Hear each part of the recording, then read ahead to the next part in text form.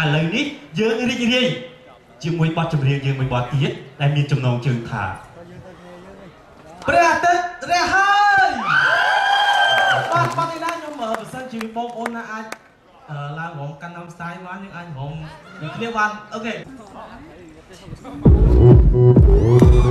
ព្រះអាទិត្យរះហើយព្រះអាទិត្យរះហើយព្រះអាទិត្យរះហើយ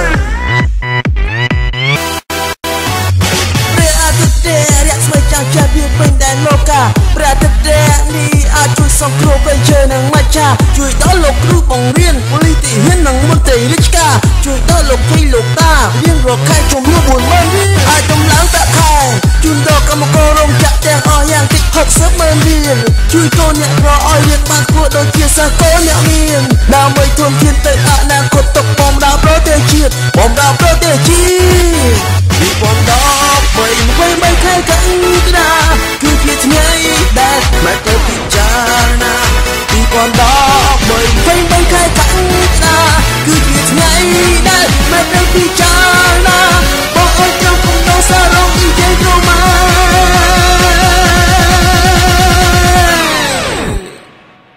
បងអើយសង្គ្រោះជាតិសង្គ្រោះជាតិបងអើយសង្គ្រោះជាតិសង្គ្រោះជាតិបងអើយសង្គ្រោះជាតិបងអើយសង្គ្រោះជាតិបងអើយសង្គ្រោះជាតិយោក៏ជាថាដៃពួកយើងត្រូវការលទ្ធិប្រជាធិបតេយ្យពិតប្រាកដដែលនាំមកនូវការអភិវឌ្ឍឲ្យខ្មែររីកចម្រើនទៅមុខចង់បានការគោរពសិទ្ធិដែលមានពិតជាពេញនៅលោកកាទើបឲ្យខ្មែរបានសុខាពីថ្ងៃនេះតទៅអរសង្គ្រោះជាតិដើម្បីឲ្យជាតិប្រែមុខមាត់ថ្មីជ័យយកប្រជាធិបតេយ្យឲ្យខ្មែរប្រទេសរស់មានតម្លៃក្នុងនាមយើងជាម្ចាស់ស្រុកទៀមទាដែលដីដែលរកដែលជារបស់ប្រពីដូនតាប្រកខ្មែរពីដូនតា2013ខែកក្កដាគឺជាថ្ងៃដែលត្រូវទៅពិចារណា2013ខែកក្កដាគឺជាថ្ងៃដែលមកទៅពិចារណាបងអើយចង់គុំដោះសារងពីជ័យត្រម៉ា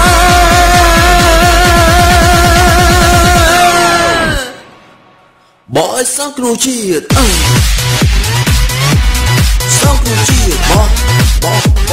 ងអើយសង្គ្រោះជាតិសង្គ្រោះជាតិបងអើយសង្គ្រោះជាតិយេបងអើយសង្គ្រោះជាតិបងអើយសង្គ្រោះជាតិជ័យយោក៏ជាថាដៃបងអើយសង្គ្រោះជាតិមួយស្លាកបោះឆ្នោតមួយស្លាកយើងបោះឆ្នោតតែមួយស្លាកពិតជាមានតម្លៃបែបបត្រូវជីវិតជាតិនឹងប្រពៃដូច្នេះជាខ្មែរទាំងប្រុសស្រីស្រឡាញ់ប្រជាធិបតេយ្យបងអើយសង្គ្រោះជាតិយើងបងអើយបាក់ណាយើងមកគ្នាបងអើយសង្គ្រោះជាតិបងអើយសង្គ្រោះជាតិបងអើយសង្គ្រោះជាតិជ័យយោក៏ជាថាដៃបងអើយសង្គ្រោះជាតិទើបជាតិខ្មែររុងរឿង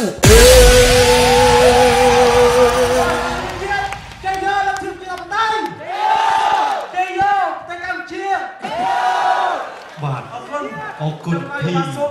បងអរគុណបងហងសិនទឹកនិងបងសុផលលេវ៉ាន់ដែលបានដល់យកខ្ញុំឡើងបកស្រាយនៅក្នុងពេលនេះហើយបើសិនជាមានកំហុសខាត់ក្រោមសូមមេត្តាខំតែអភ័យទោសបងបាទសូមអរគុណបាទសូមអរគុណយើងសម្អាតជាចំណុចអត្ថប្រយោជន៍7ចំណុចទី1រដ្ឋាភិបាលដឹកនាំដោយគណៈបកសង្គ្រោះជាតិយើងនឹងដល់ប្រាក់ខែជូនចាស់អាយុ65ឆ្នាំឡើងក្នុងម្នាក់មួយខែ40000រៀលចាប់ដល់40000រៀលក្នុងខែទី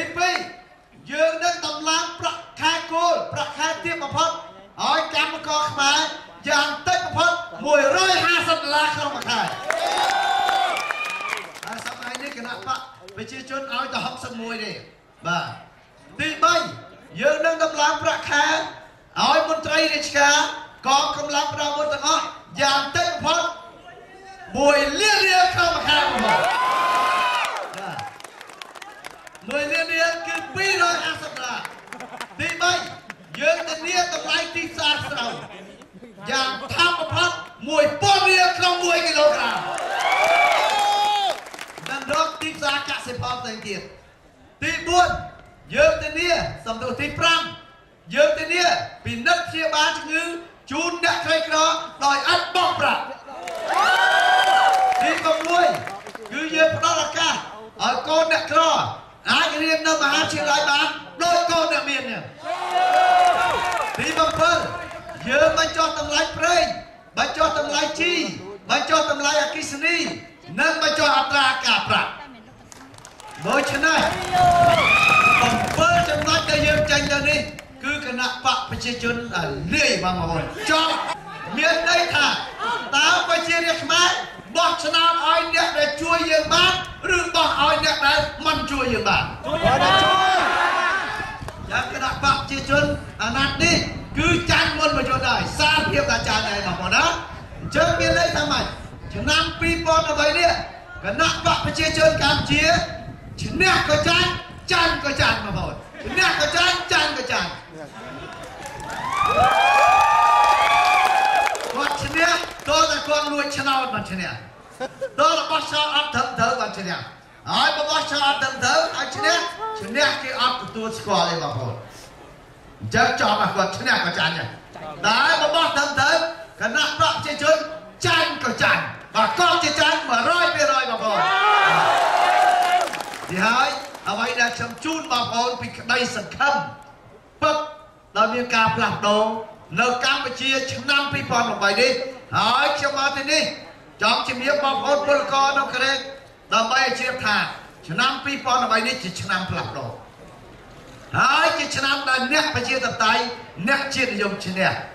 ដូច្នេះខ្ញុំអត់មិនបានទោះបីល្ងាក៏ដោយក៏ទ្រាំមកជំរាបបងប្អូនកុំឲ្យបងប្អូនថាស្រាប់តែបោះឆ្នោតហើយសោកគ្រោះជាតិឈ្នះថាអត់បានចូលរួមឈ្នះបើដឹងមុខឈ្នះអញ្ចឹងមិនមកប្រាប់ផងលោកកម្មការ